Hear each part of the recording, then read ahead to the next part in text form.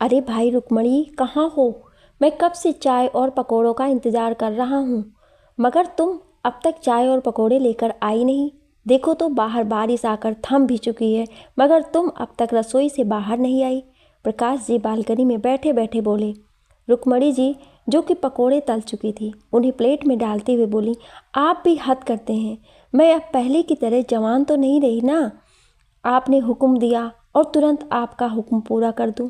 अब उम्र के साथ काम करने की क्षमता भी तो ढल चुकी है मेरी।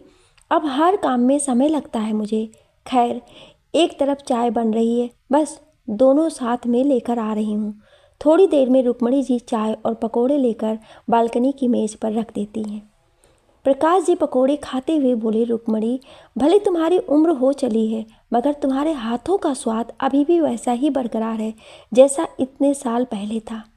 रुक्मणी जी शर्मा कर बोली, इतने सालों से खाना बना रही हूँ जी, हाथ का स्वाद कैसे बदलेगा? हाँ, अब आपकी कोई भी इच्छा तुरंत पूरी नहीं कर पाती हूँ, ये अलग बात है। प्रकाश जी बोले, खैर छोड़ो इन सब बातों को और पकोड़ों का मजा लो। बारिश भले थम चुकी है, मगर ये मिट्टी की सौंधी सौंधी खुशबू और गीली ज़मीन अभी भी महक रही है। रुक्मणी जी ने जैसे एक पकोड़े को उठाया और खाया, उनके दांतों का दर्द फिर से शुरू हो गया और वो कराहने लगी। हाथ में लिए हुए पकोड़े तुरंत नीचे रखे और गाल पर हाथ रख फिर से कराहने लगी और बोली, अब पहले जैसी बात कहाँ, ये दांत का दर्द कहाँ पकोड़े खाने देगा। प्रकाश जी बोले, रुक्मणी, तुम्हारे दांतों का दर्द तो इतना बढ़ गया है कि तुमसे तो पकोड़े भी नहीं खाए जा रहे। आज शाम ही दांत के डॉक्टर के पास चलकर तुम्हारे दांत दिखा आते हैं। आपको भी तो कानों से कम सुनाई देता है जी। आपकी भी तो कान की मशीन बनवानी है, मगर आपने भी तो अब तक मशीन नहीं बनवाई। आज रोशन की ऑफिस की छुट्टी है, उससे बात करती हूँ, रुक्मणी जी बोली। नहीं रुक्मणी, बार बार बेटे के सामने गिड़गिड़ाने से अच्छा है हम दोनों खुद ही डॉक्टर के पास चले जाएं। वैसे भी मैं तुम्हारा और अपना खर्चा अपने बैंक में पड़े पैसे से ही तो पूरा करता हूँ। रोशन से तो बस साथ में चलने को कहा था, वो तो इतना भी नहीं कर पा रहा है हमारे लिए। रुक्मणी जी बोली, हो सकता है उस दिन रोशन को कोई काम आ गया हो, इसलिए उसने मना कर दिया हो। आज फिर से पूछ कर देखती हूँ। प्रकाश जी ने रुक्मणी जी से मना किया था बेटे से पूछने के लिए, फिर भी रुक्मणी जी नहीं मानी। जैसे ही शाम को रोशन ऑफिस से घर आया, रुक्मणी जी बोली, बेटा, मेरे दांत का दर्द काफ़ी बढ़ गया है और तुम्हारे पापा के कान की नई मशीन बनवानी है, तो तुम हमारे साथ डॉक्टर के पास कब चलोगे?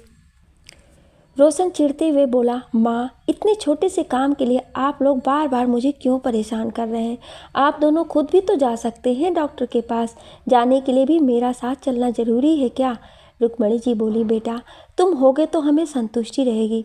वैसे भी कान की नई मशीन अलग अलग तरह की होती है और उसके दाम भी ज़्यादा होते हैं। हम बूढ़ों को कहाँ पता कि कैसी मशीन लेनी है, और मेरे नए दांत लगवाने हैं, उसमें भी तुम डॉक्टर से अच्छे तरीके से बात कर सकते हो। रोशन फिर से बोला, माँ, आप दोनों को जो सही लगे ले लेना। वैसे भी मुझे आज सौम्या के साथ उसके मायके जाना है, हम दोनों का खाना वहीं है आज, इसीलिए आप दोनों अकेले ही डॉक्टर के पास चले जाइए। प्रकाश जी बेटे का ये रवैया देख गुस्सा हो चुके थे। वे बोले, बेटा, हम तुझसे दवाई या नई चीज़ों का 1 रुपया नहीं लेते, सिर्फ साथ चलने की उम्मीद करते हैं, मगर तुम्हारे पास सिर्फ हमारे लिए समय नहीं है, बाकी सभी के लिए तुम्हारे पास समय है। रोशन की पत्नी सौम्या ये सुनकर चिढ़ गई और चिल्लाकर बोली, पापा जी, जवान संभाल कर बात करिए। आप जिसे बाकी सब कह रहे हैं वो मायके वाले हैं मेरे, और मैं अपने मायके वालों के खिलाफ एक शब्द नहीं सुन सकती। रुक्मणी जी बात को संभालते हुए बोली, बेटा, इनका कहने का ये मतलब नहीं था। तुम लोग जाओ, मैं और तुम्हारे पापा डॉक्टर के पास अकेले चले जाएंगे। रुक्मणी और प्रकाश जी शाम को डॉक्टर के पास चले जाते हैं। उनके जाते ही रोशन की पत्नी सौम्या बोली, इन दोनों बुढ़ों ने तंग कर दिया है रोशन, ना जाने कब इनसे छुटकारा मिलेगा। कभी कभी तो मन करता है मैं हमेशा के लिए अपने मायके चली जाऊं। ये सब तुमसे शादी करने का परिणाम है। काश मैंने तुमसे शादी ना की होती। रोशन बोला, जाने मन, मेरी जाने बहार, ऐसी बातें मत करो यार। तुम तो जानती हो मैं तुम्हारे बिना एक पल भी नहीं रह सकता। और रही बात मेरे माता पिता की, तो मैं भी तो उनसे छुटकारा पाने का उपाय ही ढूंढ रहा हूँ। सौम्या बोली, इनको नींद की गोलियां देकर मार देते हैं, सांप भी मर जाएगा और लाठी भी नहीं टूटेगी और हमें इन लोगों से छुटकारा भी मिल जाएगा। उस पर रोशन बोला, पागल हो गई हो क्या? जिंदगी भर जेल में चक्की पीसने का इरादा है क्या? सौम्या बोली, बस तुम बहाने बनाओ, साफ साफ कह क्यों नहीं देते कि तुमको इनको ज़िंदगी भर यहाँ रखकर मेरी छाती पर मूंग दलवाने हैं। उतने में रोशन के दिमाग में एक खुराफाती आइडिया आता है और सौम्या को सारा आइडिया बताकर वो बोला, बस आज से आदर्श बहू बेटा बनने की तैयारी कर लो, बाकी सब मुझ पर छोड़ दो और अभी चलो तुम्हारे मायके, वरना देर हो जाएगी और आज रात से ही हमारा नाटक हमें शुरू कर देना पड़ेगा। डॉक्टर के पास से लौटते समय प्रकाश जी बोले, देखा मैंने कहा था बेटे से साथ चलने की भीख मत मांगो, मगर तुम ठहरी गंवार और भोली, आखिर आज फिर बेइज्जती करवा ली अपनी। रुक्मणी जी बोली, आपको बहुत जल्दी बुरा लग जाता है, छोड़ दीजिए अब गुस्सा, बेटे बहू भी एक दिन सुधर जाएंगे, देखना आप। रात को जब दोनों वृद्ध दंपति घर लौटे तो सौम्या ने उन्हें गर्म गर्म खाना दिया और फिर गर्मा गर्म दूध भी ले आई। ये देखकर रुक्मणी जी और प्रकाश जी की बूढ़ी आंखें आश्चर्यचकित रह गईं। फिर जैसे ही दोनों ने दूध खत्म किया, सौम्या रुक्मणी जी के पांव दबाने बैठ गई। पीछे से रोशन भी आकर प्रकाश जी के पैर दबाने लगा। ये देखकर दोनों बूढ़े सोचने लगे, चलो अच्छा है, भगवान ने वक्त रहते इनको सद्बुद्धि दे दी। दरअसल अब तक रोशन और सौम्या हर बात पर माँ पिताजी को बस झिड़कते आए थे और आज अचानक उन्हें इतना प्यार से देख दोनों वृद्ध को खुशी हो रही थी। रुक्मणी जी बोली, देखा आप मुझे गंवार समझते थे, देखा मैं सही कहती थी ना, बेटे बहू एक दिन सुधर जाएंगे। प्रकाश जी बोले, रुक्मणी दरअसल मैंने तुम्हें एक बात कभी नहीं बताई। एक बार मैंने रोशन और सौम्या को बात करते सुन लिया था। सौम्या रोशन से कह रही थी, तुम्हारे माता पिता एक नंबर के गंवार लोग हैं, बूढ़े होने के साथ साथ अब इनका दिमाग भी सठियाने लगा है। ये सुनकर रोशन ने भी सौम्या की बात में हाँ मिलाई थी। तब से मैं बेटे बहू की नियति जान चुका हूँ और कोई भी काम पर इन पर आधारित नहीं रहना चाहता हूँ, मगर अब शरीर बूढ़ा होने चला है, ना चाहते हुए भी दिल भगवान से प्रार्थना करता है कि बेटा बहू हमें इज्जत और प्यार दें, बाकी हमें और चाहिए ही क्या इनसे। रुक्मणी जी बोली, भगवान ने आपकी बात सुन ली, देख लिया ना आज आपने बेटा बहू हमें कितना इज्जत और प्यार दे रहे हैं। ना जाने फिर भी प्रकाश जी का मन विचलित था और उनके भीतर से आवाज़ आ रही थी कि दाल में कुछ काला है, मगर रुक्मणी जी को बताकर कुछ फ़ायदा नहीं था। वो तो बेटे बहू के प्यार में इतनी अंधी हो जाती थी कि उन्हें प्रकाश जी गलत लगने लगते। दूसरे दिन रोशन बोला, माँ पिताजी बहुत दिन हो गए आप दोनों के साथ वक्त बिताए, चलिए चारों कल कहीं घूम आते हैं। रुक्मणी जी और प्रकाश जी ने भी हामी भर दी। प्रकाश जी बोले, बेटा कल तो इतवार भी है, तुम्हें कल समय मिल जाएगा। रोशन बोला, माँ पापा मुझे माफ़ करिएगा, जो मैं इतने समय से आप लोगों को समय नहीं दे पा रहा था, मगर अब मैं आप लोगों के साथ ज़्यादा से ज़्यादा समय बिताना चाहता हूँ। जाने हम कितने दिन साथ हैं और मैं नहीं चाहता कि कल के दिन मुझे अपनी गलती पर पछतावा हो। ये सुन रुक्मणी जी के आंखों के कोर गीले हो गए। वो बोली, चुप चुप जियो बेटा, मैं जानती थी तू मेरा अच्छा बेटा है। मैं हमेशा तेरे पापा से कहा करती थी कि हमारा बेटा वैसा नहीं है जैसा आप सोचते हैं। अगले दिन सुबह वे लोग घूमने चल दिए। रुक्मणी जी के कहने पर रोशन ने उन्हें 2-3 मंदिरों के दर्शन करवाए और फिर होटल में खाना खिलाया। इसी तरह शाम हो गई। शाम को एक सुनसान हाईवे जहाँ चारों ओर घना जंगल था, वहाँ रोशन की कार खराब हो गई। कार खराब होना रोशन और सौम्या के प्लान का एक हिस्सा था। सुनसान हाईवे को देख वृद्ध दंपति डर गए और बोले, बेटा अब क्या होगा? हमें तो बहुत डर लग रहा है, रास्ता बिल्कुल सुनसान है, यहाँ तो कोई व्यक्ति नज़र नहीं आ रहा है। रोशन बोला, आप दोनों कार से उतरकर बाहर उस पत्थर पर बैठिए, मैं और सौम्या गाड़ी को धक्का देकर आगे ले जाने की कोशिश करते हैं, क्योंकि यहाँ तो कोई मैकेनिक मिलेगा नहीं। दोनों गाड़ी को ज़बरदस्ती धक्का देने का नाटक करते हैं और आगे चलकर गाड़ी में बैठकर अपने प्लान की जीत की खुशी मनाते हैं। दोनों वृद्ध दंपति को उस सुनसान हाईवे पर अकेले छोड़कर चले जाते हैं, जहाँ चारों ओर घना जंगल था। रात को किसी जंगली जानवर के आने का भी अंदेशा था। अंधेरा ज़्यादा हो जाने के बाद बेचारे दोनों बूढ़े घबराने लगते हैं कि अब तक बेटे बहू वापस क्यों नहीं आए। दोनों डर के मारे वहीं एक जगह बेटे बहू के वापस आने की आस में बैठे रहते हैं, मगर अब तक कोई ना आया था। ये सुनसान हाईवे और घना जंगल देखकर दोनों की आंखों में आंसू आ जाते हैं। प्रकाश जी बोले, रुक्मणी, क्या तुम्हें लगता है कि अब भी तुम्हारे बेटे बहू वापस आएंगे? रुक्मणी जी तो बेचारी असमंजस में पड़ गई थी कि ये क्या हो गया। बेटे बहू गाड़ी लेकर आखिर ऐसे कहाँ ओझल हो गए हैं कि 2 घंटे तक वापस नहीं आए। वह दोनों हमें इस घने जंगल में अकेला कैसे छोड़ सकते हैं।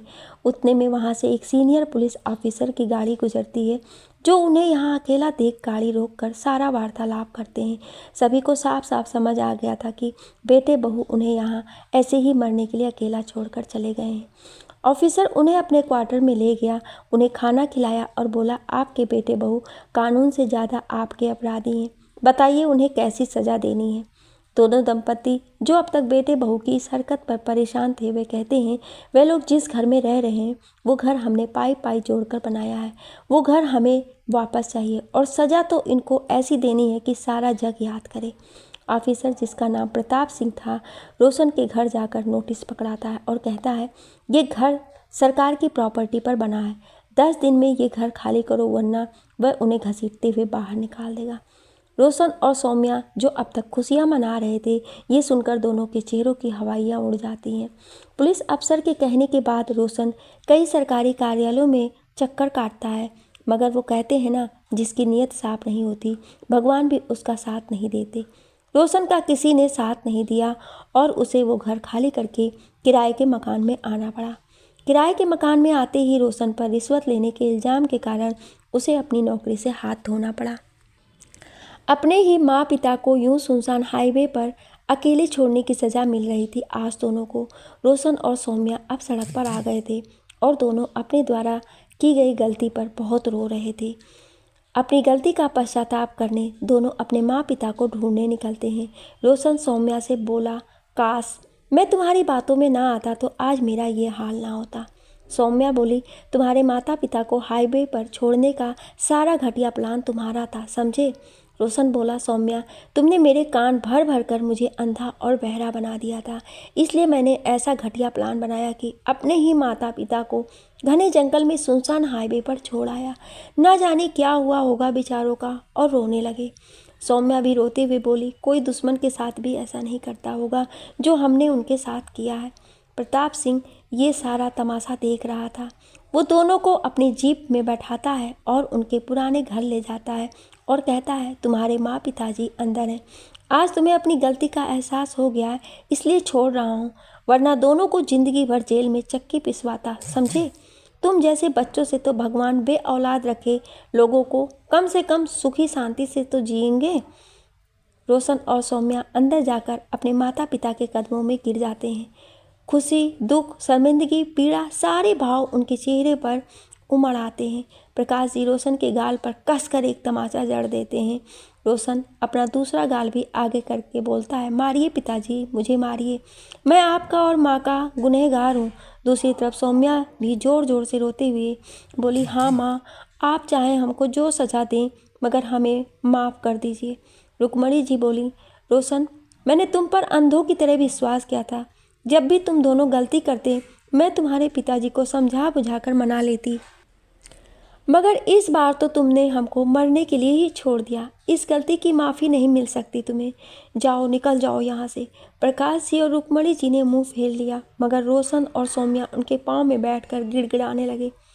रोशन बोला, माँ पिताजी, आपसे गद्दारी करके मैं दुख ही झेल रहा हूँ। अब तक मेरी नौकरी चली गई, मैं सड़क पर आ गया, मुझे मेरे गुनाह की सज़ा मिल चुकी है माँ पापा। सौम्या बोली, माँ पिताजी, मैंने बहुत पाप किए हैं, तभी तो आज हमारी यह हालत है। मैंने पल पल रोशन को भड़काया और हम दोनों ने मिलकर आप लोगों के साथ इतना बड़ा धोखा किया, मगर धोखेबाज इंसान कभी सुखी नहीं रहता। माँ पापा, ये बात भले देर से ही सही हमें समझ आ गई है। रोशन और सौम्या बहुत गिड़गिड़ाने लगते हैं। प्रकाश जी और रुक्मणी जी की आंखों में भी आंसू आ जाते हैं और उन्हें गले लगा लेते हैं। आखिर बच्चे कैसे भी हो, माँ बाप तो माँ बाप ही रहते हैं। उनकी बड़ी से बड़ी गलती को माफ़ करने का कलेजा एक माँ पिता ही रख सकते हैं। ये सब देखकर ऑफिसर प्रताप सिंह भी अपनी राह चल देते हैं, क्योंकि नाटक और असलियत में उन्हें फ़र्क समझ आता है और वे देख चुके थे कि रोशन और सौम्या अब तो सुधर चुके थे। 2 साल बाद माता पिता की दुआओं से सौम्या की गोद भर चुकी थी, जो कई साल तक सूनी रही थी। दोस्तों, माता पिता की दुआओं और बद्दुआओं में बहुत ताकत आती है, इसलिए उनका दिल कभी ना दुखाएं। बच्चों की लाख गलतियों के बाद भी एक माता पिता का दिल इतना बड़ा होता है, मगर ना जाने बच्चे माता पिता के बूढ़े हो जाने के बाद उनके साथ इतना बुरा सलूक कैसे करने लगते हैं। क्या वे भूल जाते हैं कि उनके माता पिता ने उनके लिए क्या कुछ नहीं किया, उनके माता पिता ने उनके लिए कितनी कुर्बानियाँ दी हैं।